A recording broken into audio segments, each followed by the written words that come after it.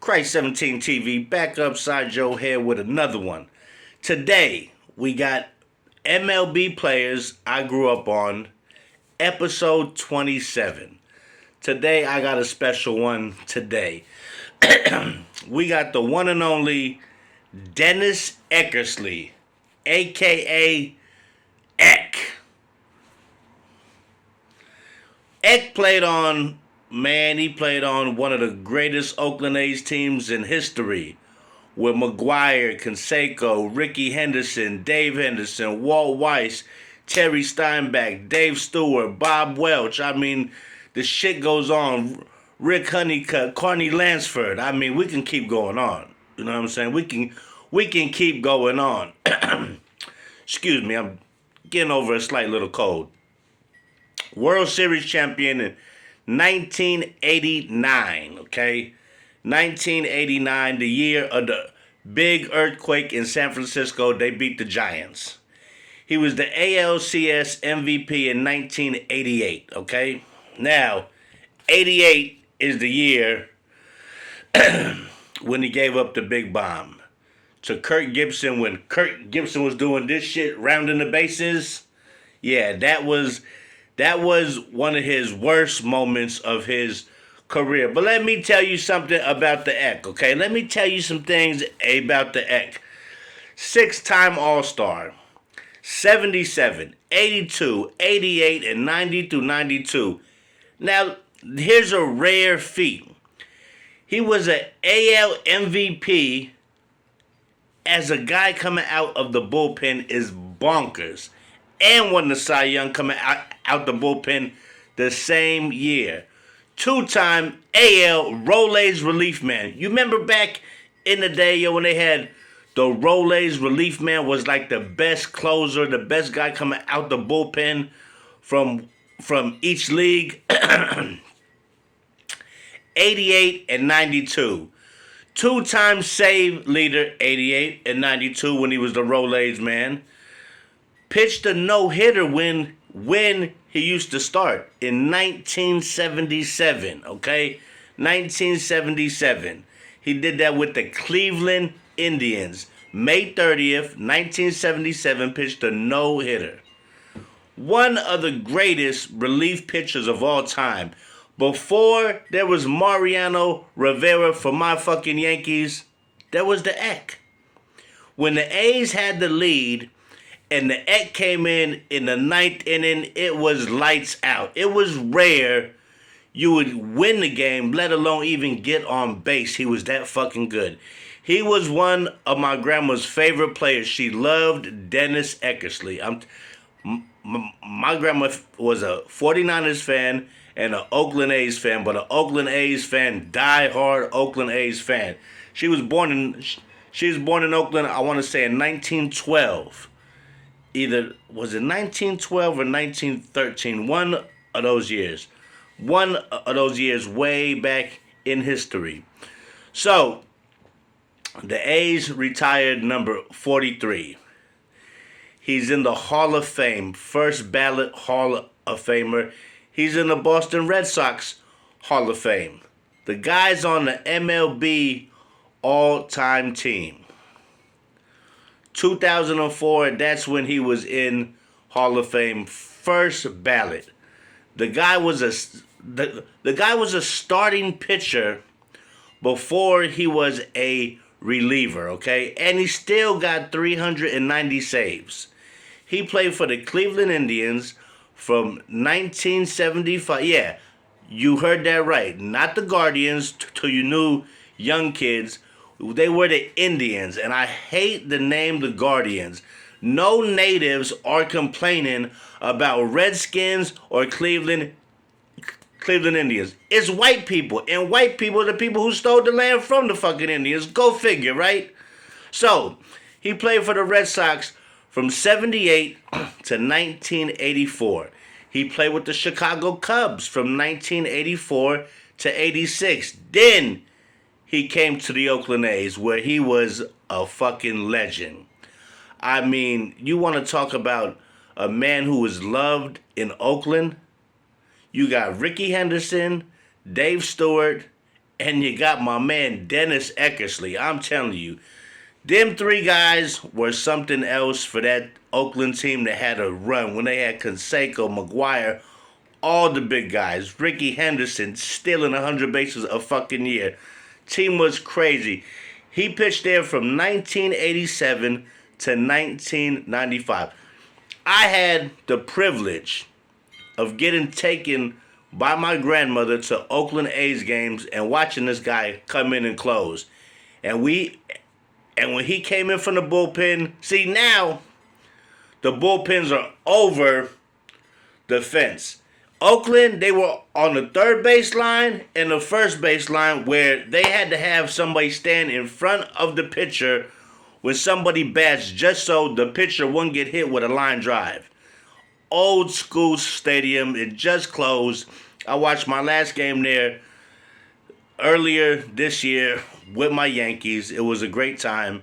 And sorry to see that go because there were so many memories in the Oakland Coliseum. It makes absolutely goodness gracious. So, after the A's, he went to the St. Louis Cardinals from 96 to 97. Then he went back to the Red Sox for 98, and that was the end of his MLB career. But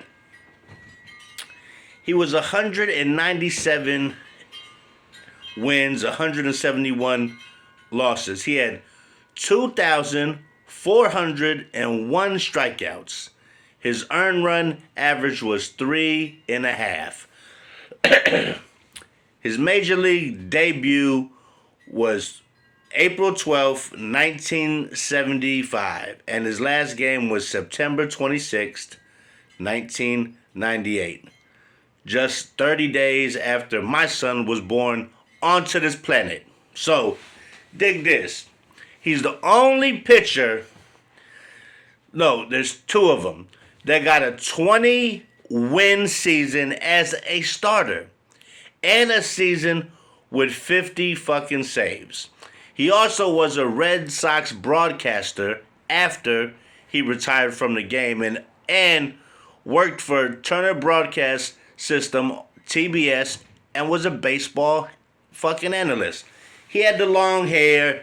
Eck had this mystique. When he came out, the batters knew, fuck, this probably going to be a 1-2-3, and then the opposing team knew, the manager knew, his players knew, the catcher knew, Tony La Russa knew. When you bring in the Eck, you can forget about it. It's lights out. The only time I ever seen him get rocked was by Kirk Gibson. And Kirk was doing this whole bullshit. Kirk Gibson couldn't even play in the World Series. He was hurt. But he could pitch hit. So he came in there and hit a game-winning shot in L.A. I forget which game that was. My bad for not knowing the game. But I know this. That's the only time I ever seen him get rocked. The guy was a fucking... Mariano, to me, is the best. And he's number 2, easily. There's a lot of guys who came in. You could say Trevor Hoffman. You could say... There's a lot of guys. Wagner. There's a lot of guys who came in to close game. Even Smoltz. John Smoltz went to the bullpen after Tommy John, and he was a hell of a fucking closer. But there's nothing like Eck. Mariano's way up here. There's nobody who can fuck with him. But even Mariano lost the World Series too, so nobody's perfect, right? But when I used to watch him come in, sitting at my grandma's house, and watch him close the door on so many teams, and so many close games, and so many one-run games, he would come in and shut it down, my man. When I think of Dennis Eckersley, I think of the late 1980s. I think sitting at my grandma's house in the brown chair, the big old TV, watching the A's game with my grandmother. And she would sit there and she would roll, and she loved Mark McGuire was her guy. Eckersley, McGuire. Football, she loved Joe Montana, and she loved her Ronnie Lott. That she loved her some sports. So all I all I do know is that guy was and still is a legend in Oakland, and it was a pleasure to get to watch him pitch. And today I want to say he's 70 years old. But during those days, baseball, there was nothing like baseball then. Baseball is not the same now. It's different. So with that being said, man, it was a pleasure to watch Dennis Eckersley, aka Eck. Lights out, shut shit down for the Oakland A's for years, sitting there during the summertime at my grandmother's house, enjoying every bit of it. And the few times I got to see him in person, it was a pleasure. So with that being said, hit that like, hit that subscribe. It won't cost you a dime. Like I tell you every time around this time, there was no era like the era I grew up on, MLB players I grew up on. This is episode 27 with the Eck, a.k.a. Eck, Dennis Eckersley, one of the greatest to ever do it. Grandma, I love you. I miss you so much. And with that being said, I will catch you guys on the next one. Episode 28 will be coming really soon. I'm not quite sure who I'm doing for number 28, but I got a little small idea. So with that being said, everybody have a great Christmas. Happy holidays. If you ain't told the people you love them, make sure you tell them you love them, because life is short. And I will catch you guys on the flip side. Merry Christmas, Happy New Year, and be safe out there and stay blessed. Christ 17 TV. Oh, one more thing. You know who I think I'm going to do? Matt Williams. Another Bay Area legend who don't get enough props. I might do Matt Williams next. So with that being said, guys, I will catch you guys on the flip side. Christ 17 TV. Hit that like, hit that subscribe, and please share my videos.